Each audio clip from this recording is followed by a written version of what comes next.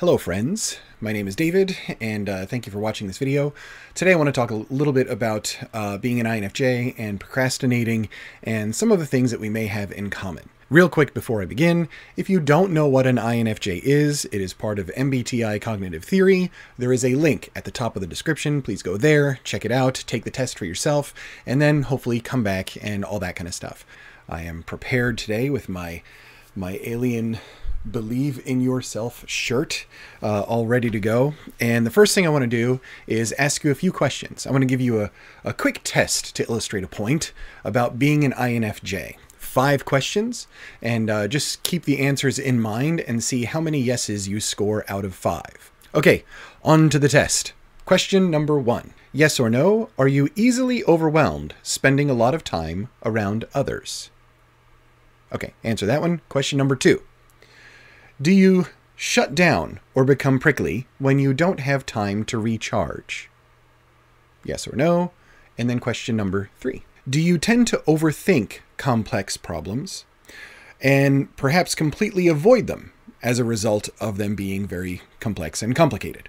Question number 4. When a daunting task is placed in front of you, do you have a tendency to procrastinate or just avoid it completely in favor of like a nap or food? Question number 5, last one, yes or no.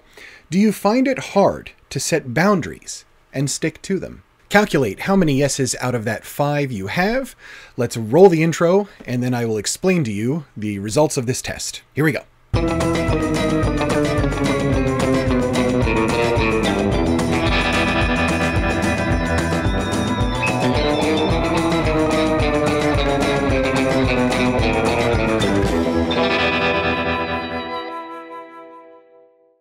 Okay, so I asked you 5 questions. We're going to do yes or no on each one. Congratulations. If you scored yes on 3, 4, or 5 out of those 5 questions, you have your personality in common with a deceased hedgehog. Oh, what are you talking about, David? You may ask. Why would I have my personality in common with a deceased hedgehog? The reason I give you this test is to illustrate the difference between your personality and your cognitive type. Personality are traits that you have in common because of your personality. All of the traits that I just listed are traits that my deceased hedgehog, Captain Quillington von Pricklepants, had. I miss him. I really miss him. We used to have coffee together, and he was really fun and lovely, though he was pretty prickly. R.I.P., Captain! R.I.P. I wish I could have seen his wiggly little butt waddling over the rainbow bridge as he passed. The point of this whole thing is this. There is a difference between your personality and your cognitive type. However, your cognitive type does determine some of the things as to how you process, gather information, and interact with the world. And because of that, as an INFJ, you will have things in common with other INFJs. And you may not have certain things in common with other INFJs depending on how heavily you favor one function over another. We are all individuals first. Part of the fun of MBTI theory and getting to know other peoples of other types is to see what you do have in common and to find that common ground. And it does just so turn out that as INFJs, we tend to have a lot in common. Are we procrastinators? A lot of times, yes, absolutely. Are we overthinkers? Do we tend to get stuck in that horrifying NITI loop? Yes, of course we do. This is how our brain works, and so these are going to be natural tendencies for us. But they are not personality features. Those personality features, I mean, I never really considered the fact that my hedgehog could have been an INFJ. Wow. Like mind blown right there, right? Maybe he was. I don't think so. He was more of an INTJ, to be honest. All of this to bring me to the topic of this video, which is procrastination, and how this does seem to be a tendency for many INFJs.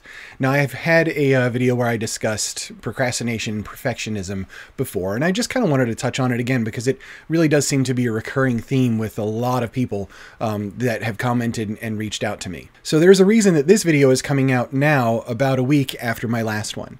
And the reason is I didn't want to do this one. I'll be honest. I had just this, the past week, it was pretty overwhelming in a lot of ways. And just, I don't know, just being open about it. Every time I sat down, and I did it a few times, sat down, turned on the light, turned on the camera, And I'm just like, no, I'm not feeling it. And I cannot do this video right now. And I don't want to do the one that I want to do. My brain was totally scattered. The topics are just kind of flying in and out, and I couldn't really pin anything down. So I shut off the light and I shut off the camera, and I went back to doing whatever it was I was doing at the time. As INFJs, I think that we do have that tendency in personality to be perfectionists and to want things a certain way and to make sense of it.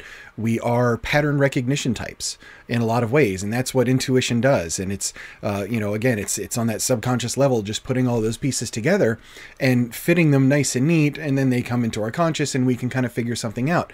And to illustrate this perfectly for me was this last week, where I'm thinking about this next video, and I wanted to do one on the INFJ door slam, and it's coming at some point. But every time I got to thinking about it, just something seemed really off or wrong or not right, and the details weren't really there, and I couldn't make sense of it one way or another. And I just found that it was really frustrating. I was getting this feeling like it wasn't happening, and my wheels were spinning, and I didn't want to record something that I felt was subpar and to put that out, because I've been doing well with these videos and they're looking good and they're polished and the audio is clear and all this kind of stuff, and I'm engaging with people and these are really cool topics, and I didn't feel ready to put something out that I felt would have a quality that wasn't up to where I wanted it. And that wasn't a conscious thought. What the conscious thought was like, I'm overwhelmed right now and I feel dragged down and I don't want to do anything, and I just want to hibernate. I mean, part of that's because it's like 2 degrees outside today, but forget that. It was only until I really sat down and thought, okay, why am I trying this video over and over again and it's not happening, and why can't I put my thumb on it, and why am I feeling almost like physically just kind of gross, and sick over it?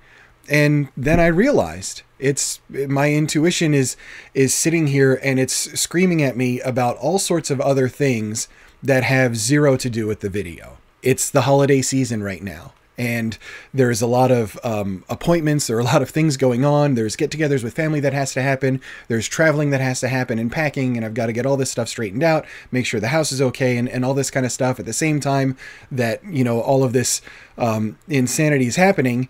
And, as I've mentioned to lots of you, most of you know, this is the first holiday that I'm spending without my brother, who passed away earlier this year.